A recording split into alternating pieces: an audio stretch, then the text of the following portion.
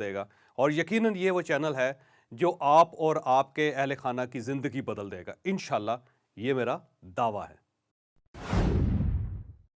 रसूलुल्लाह सल्लल्लाहु अलैहि वसल्लम ख्वाब में आए और फरमाया, एक लाइफ चेंजिंग वीडियो। एक बुजुर्ग थे रबी बिन सुलेमान, ये हज के लिए जा रहे थे। उस जमाने में लोग काफलों में पैदल हज के लिए जाते थे। रबी बिन सुलेमान का काफला कूफा पहुंचा तो ये लोग जरूरियात का सामान खरीदने के लिए बाजार चले गए। रबी ने रास्ते में देखा एक वीरान सी जगह पर एक खच्चर मरा हुआ है और एक औरत चाकू से उसका गोश्त काट रही है। उन्होंने सोचा यह खातून शायद लोगों को मुर्दार गोश्त पकाकर खिलाती हो, लिहाजा वो टो लगाने के लिए चुपके उसके पीछे चल पड़े। वो औरत एक बड़े से मकान में पहुंची, दरवाजा खुलवाया और अंदर चली गई। घर में 4 लड़कियां नजर आईं। उनके चेहरों पर बदहाली और मुसीबत के आसार थे। औरत ने गोश्त का थैला लड़कियों के सामने रख दिया। रबी बिन सुलेमान का कहना था, मैं दर्जों से झांक रहा था, मैंने देखा अंदर से घर बर्बाद और खाली है। औरत ने रोते हुए लड़कियों से कहा, इसको पका लो और अल्लाह का शुक्र अदा करो। वो लड़कियां गोश्त काट कर उसको आग पर भूनने लगी। मुझे बहुत तकलीफ हुई। मैंने बाहर से आवाज दी, है अल्लाह की बंदी, अल्लाह के वास्ते ये ना खाओ, ये हराम है। औरत कहने लगी, तुम कौन हो? मैंने कहा, मैं एक परदेसी हूं।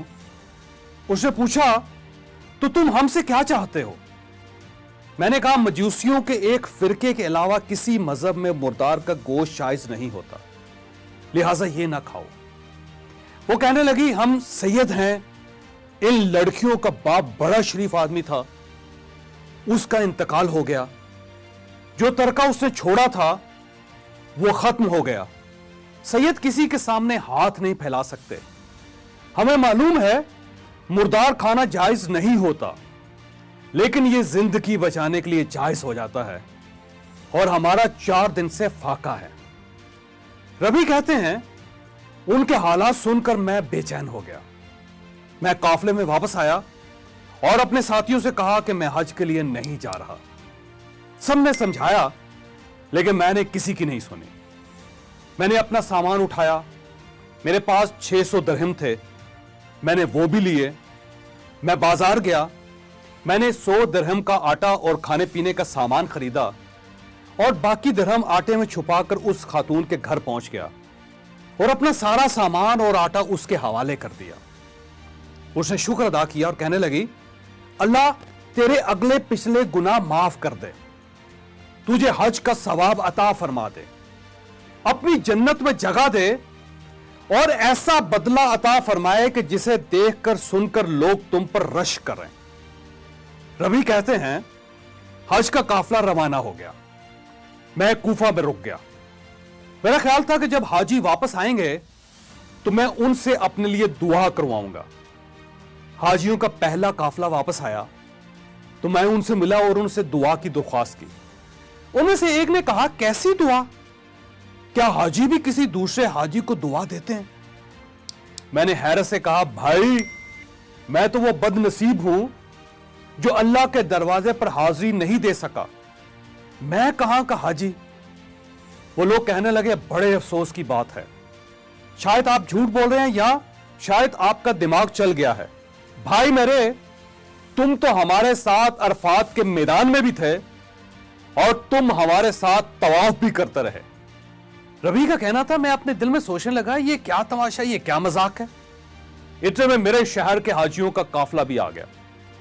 मैंने उनको भी हज की मुबारकबाद पेश की तो वो भी हैरत से मेरी तरफ देखकर कहने लगे, तुम हमसे पहले कूफे कैसे पहुंच गए? मैंने जवाब दिया, मैं तो तुम लोगों को हज पर रवाना करने के बाद यही रुक गया था।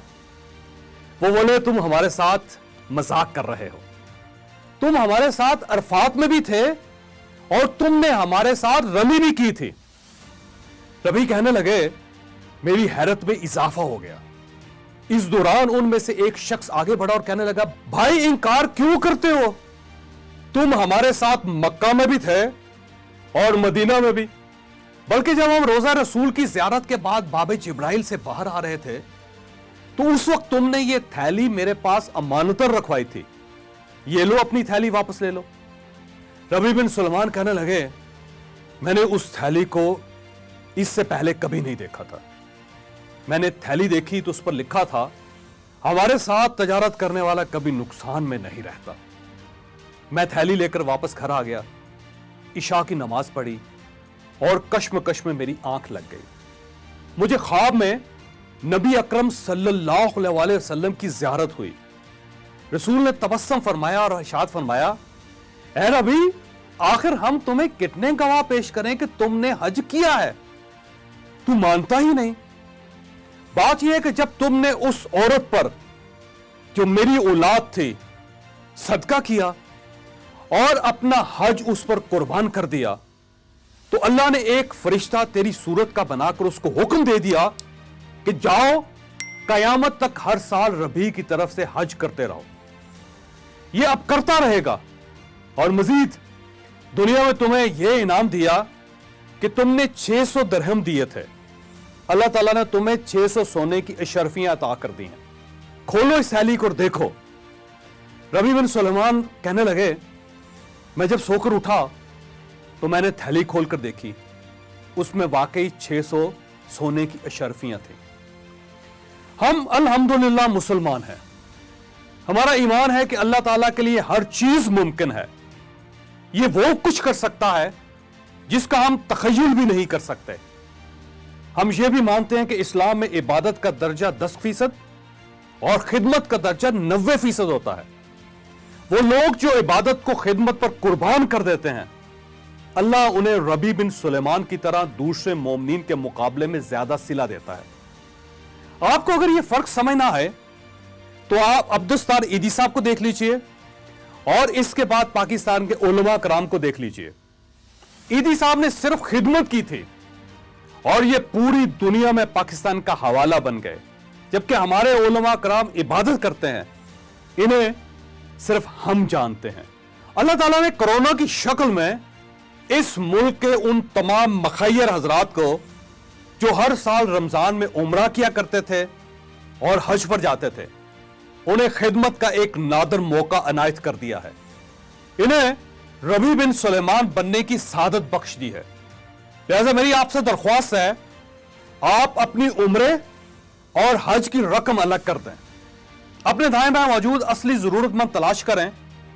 वो सफेद पोश लोग ढूंढें जो गैरत की वजह से किसी के सामने हाथ नहीं फैला सकते, और आप फिर इस साल के उम्रे और इस साल के हज के पैसे उन्हें दे दें।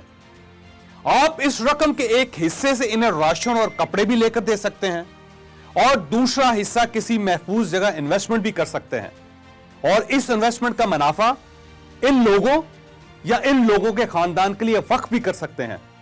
यूं इनका मुस्तकिल बंदोबस्त हो जाएगा और इन्हें दोबारा किसी के सामने हाथ नहीं फैलाना पड़ेगा। आप जरूरतमंद खानदानों के जवान बच्चे या बच्चियों को कोई हुनर भी सिखा सकते हैं। आप इन्हें तालीम दीजिए और इनके लिए किसी नौकरी का बंदोबस्त कर दीजिए। आप इन्हें मुस्तकिल पांव पर खड़ा कर देंगे। मैं क्योंकि बिजनेस कोच हूं, मैं लोगों को बिजनेस की ट्रेनिंग देता हूं। मैं बिजनेसमैन को अपने बिजनेस को मजीद बेहतर बनाने और चलाने की मॉडर्न टेक्निक्स भी सिखाता हूं। लिहाजा मैं इस सिलसिले में आपकी यह मदद कर सकता हूं कि आप जो भी नौजवान चूज करेंगे, मैं उसे बिजनेस की फ्री ट्रेनिंग दे दूंगा। आप इस सिलसिले में मुझसे इस नंबर पर राब्ता कर सकते हैं। यूं हम मिलकर सैकड़ों खानदानों को अपने कदमों पर खड़ा कर सकेंगे। आप यकीन कीजिए, आपने अगर इस साल अपने उम्रे और हज की रकम किसी असली जरूरतमंद पर लगा दी तो अल्लाह ताला आपके कागज के नोटों को सोने की प्लेटों में तब्दील कर देगा। दुनिया भी आपको यह कहेगी कि हमने सुना और हमने देखा, अल्लाह ने इस साल सिर्फ एक शख्स का हज और उम्रा कबूल किया, और वह शख्स कौन है? वो शख्स आप हैं। आप यकीन कर लीजिए, क्योंकि एक शख्स ने आज से 1000 साल पहले कूफा में अपना एक हज एक खानदान पर कुर्बान किया था। अल्लाह ने आज तक उस शख्स का नाम नहीं मिटने दिया। हम आज उस दौर के बादशाहों का नाम नहीं जानते, लेकिन हम आज 2020 में भी रबी बिन सुलेमान का नाम ले रहे हैं। क्या हमें इसके बाद भी किसी दलील किसी गवाही की जरूरत है? आपको अगर ये वीडियो पसंद आई है तो आप ये किसी न किसी के साथ जरूर शेयर कीजिएगा। ये सदका जारिया है, ये किसी न किसी का माइंड जरूर चेंज करेगी।